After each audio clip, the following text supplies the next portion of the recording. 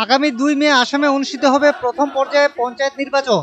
পঞ্চায়েত নির্বাচনের জন্য মনোনয়নপত্র দাখিলের অন্তিম দিন ধার্য করা হয়েছে 11 এপ্রিল।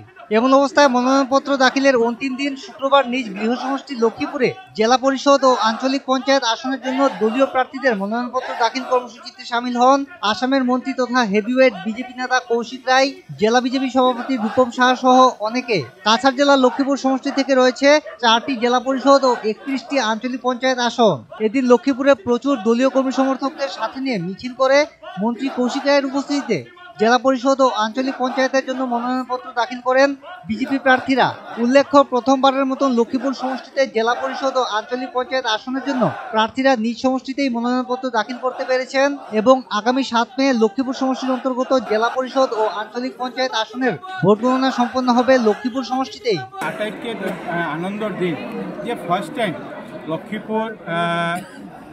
লক্ষীপুৰৰ ৰাইজ মনোনয়নপত্ৰ জিলা পৰিষদ আৰু আঞ্চলিক পঞ্চায়ত পদত মনোনয়নপত্ৰ ইয়াতে জমা দিব আহিছে। ইয়াতে আমাৰ ভেৰিফিকেশ্যন স্ক্ৰুটনি হ'ব আৰু আটাইতকৈ ডাঙৰ কথা যে আমাৰ গোটেই লক্ষীপুৰৰ যে জিলা 4খন জিলা পৰিষদ আৰু 31খন আঞ্চলিক পঞ্চায়ত কাউণ্টিঙো আমাৰ ইয়াতে হ'ব। সেইকাৰণে আমাৰ কাৰণে লক্ষীপুৰৰ ৰাইজৰ কাৰণে অত্যন্ত আনন্দিত যে আমাৰ মাননীয় মুখ্যমন্ত্ৰী ডক্টৰ হিমন্ত বিশ্ব শৰ্মা ডাঙৰী আমাৰ কাৰণে এনেকুৱা ব্যৱস্থা কৰিছে। আপুনি দেখা পাইছে যে কিমান হাজাৰ হাজাৰ কাৰ্যকৰ্তা সমৰ্থক একেলগে আমি লৈ আহি ইয়াতে নমিনেশ্যন পেপাৰ আমি জমা দিছোঁ আৰু উদ্দেশ্য এটাই হ'ল যে ভাৰতীয় জনতা পাৰ্টি আমি নিৰ্বাচিত কৰিব পাৰোঁ।